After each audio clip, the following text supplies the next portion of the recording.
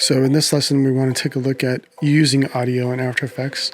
So I have this timeline here that we looked at before with this matte effect. And let's say that we want to add some audio to that. So adding audio, you have to make sure that you're in the project panel, hit Command-I or Control-I, and then grab an audio file. I'm going to just go to my audio folder here. I'm going to grab this audio file. It's an MP3 file. Click Open. And in After Effects, if you wanted to preview this file, you can double click it. You can play.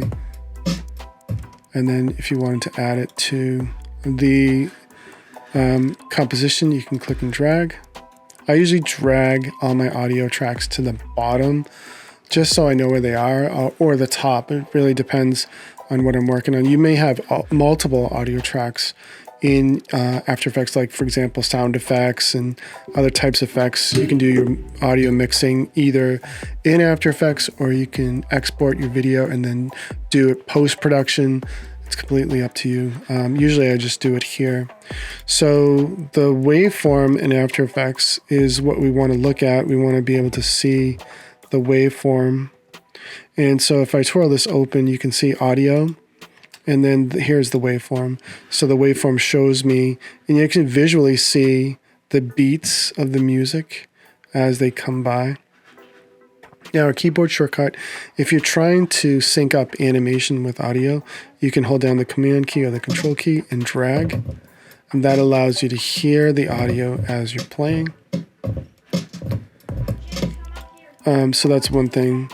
You notice that you only have couple of options here. You just have audio levels, so it allows you to increase the volume or decrease the volume, right?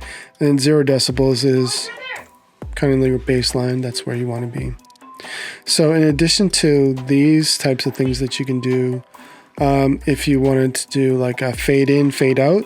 So in After Effects, I would go to the first frame, let's say, click here, maybe I say -99. And then if I go to frame, let's go to frame 15, let's say. And then at frame 15, I say 0 decibels. So now I get a fade in. So if I play through this, it has a slow fade. And I can move this keyframe to adjust that fade. And you can easily use those keyframes, and you can adjust them just like you would any other keyframe. In addition to that, in After Effects, there's a bunch of audio effects that you can use. So if I go to the effect menu, I have to go here, click on this, and then go to Effect, Audio. You can make this track play backwards. You can adjust, you can add chorus, flange, add the reverb option that we saw earlier, tone, etc. So there's a bunch of different options for dealing, but not as sophisticated and not as many options as Adobe Audition.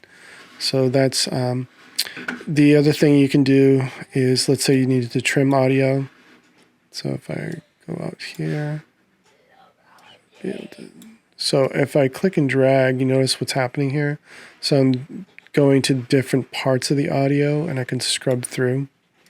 So that's one thing you can do here.